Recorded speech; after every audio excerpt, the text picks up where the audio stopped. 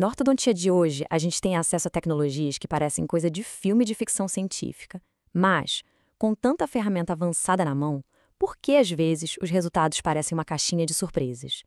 Com base na aula incrível do professor C.G. Rabelo, vamos mergulhar nos princípios que transformam essa incerteza em controle total no tratamento.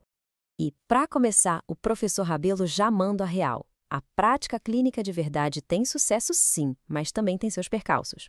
Essa sinceridade é o ponto de partida perfeito, porque ela nos prepara para o desafio de verdade. Entender por que as coisas dão errado para a gente poder fazer dar certo de propósito. E aqui está o grande paradoxo.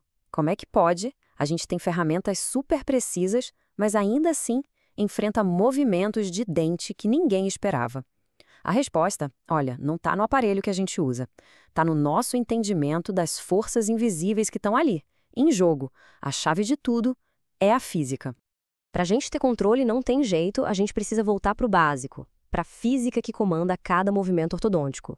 E dominar esses conceitos é o que separa quem só assiste o tratamento acontecer de quem realmente projeta o sorriso com precisão.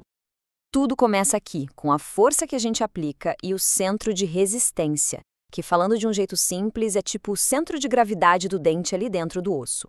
Se a nossa força passa retinho por esse ponto, bingo, o dente se move de corpo, sem inclinar. É o movimento dos sonhos. Mas e quando a força não passa por ali? Pois é, aí que a gente conhece o grande vilão da história, o momento da força. Quando a força é aplicada longe do centro de resistência, não tem escapatória. Ela cria uma tendência de rotação. E é justamente essa rotação não planejada que causa a maioria dos efeitos colaterais, sabe? Aquelas inclinações, extrusões, tudo aquilo que a gente luta tanto para evitar.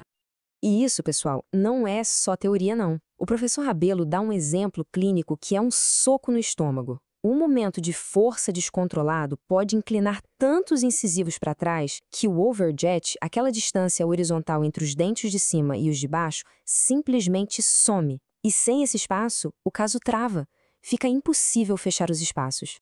Mas calma, para todo vilão existe um herói. E na biomecânica o nome dele é binário. Sabe, aquela interação do fio retangular dentro do slot do bracket, ela gera o binário, que cria uma rotação pura e, o mais importante, controlada. É a nossa ferramenta de precisão para neutralizar aquele momento da força indesejado e controlar o torque com perfeição.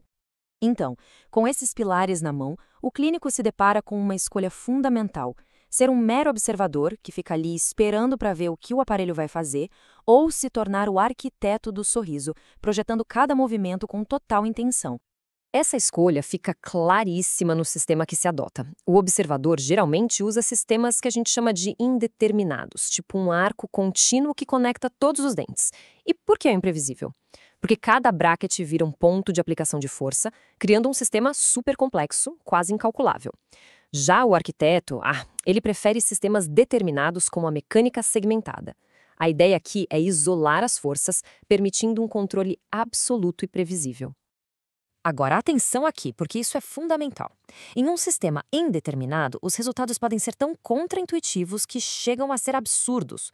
O professor Rabelo mostra como um arco que todo mundo acha que está fazendo uma força para intruir um dente pode, na verdade, estar gerando uma força resultante que extrui o dente. É exatamente o oposto do que foi planejado. Por outro lado, a beleza dos sistemas determinados, como a mecânica segmentada, é a clareza. É simples e direto. Ao separar as unidades, a gente elimina as variáveis desconhecidas. A gente aplica uma única força, que é conhecida e mensurável. Sem surpresa, sem adivinhação, apenas controle puro. Ok, vamos sair um pouco da teoria e ver como essa mentalidade de arquiteto resolve na prática alguns dos casos clínicos mais cabeludos, transformando problemões em soluções elegantes e, o melhor, eficientes. Primeiro desafio: corrigir uma mordida profunda severa sem achatar o sorriso da pessoa.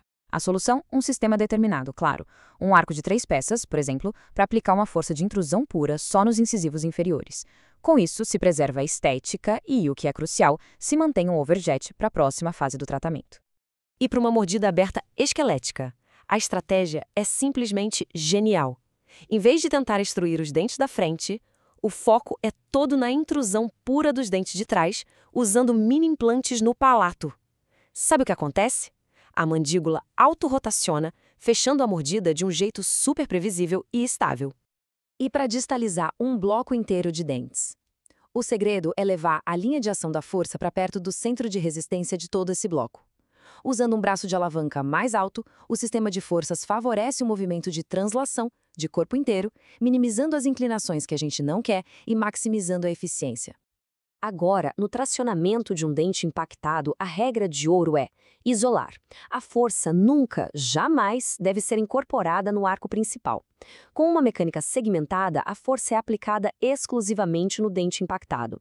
Isso protege os dentes vizinhos de serem intruídos ou inclinados, que são os efeitos colaterais mais comuns e devastadores nesses casos. Olha, dominar a técnica é essencial, não há dúvida. Mas a verdadeira excelência, ela vai além. Ela está numa filosofia, numa mentalidade que guia cada decisão clínica todo santo dia. Então, o resumo da ópera é este. Planeje antes de colar o primeiro bracket. Estude os princípios da biomecânica sem parar. Entenda de verdade as ferramentas que estão na sua mão. E, acima de tudo, baseie as decisões na ciência, não na moda. E o professor Rabelo deixa um aviso que é poderoso e super atual. Ortodontia não é feita de milagre, nem de post bonito de Instagram. A excelência de verdade é construída sobre uma base sólida de conhecimento científico. Ponto. Ele também nos dá uma dose de sabedoria para a vida profissional. Cada um tem seu tempo, sua jornada. A maturidade clínica não vem da noite para o dia. Ela é fruto de estudo contínuo e da experiência. O foco tem que ser sempre na própria evolução. E para fechar, talvez a mensagem mais importante de todas. Essa busca incessante pelo caso perfeito pode ser exaustiva. A base para uma carreira longa, feliz e de sucesso não é só a técnica, mas o bem-estar de quem está por trás dela. A excelência clínica começa, de verdade, quando o clínico está bem. Vale a pena pensar nisso.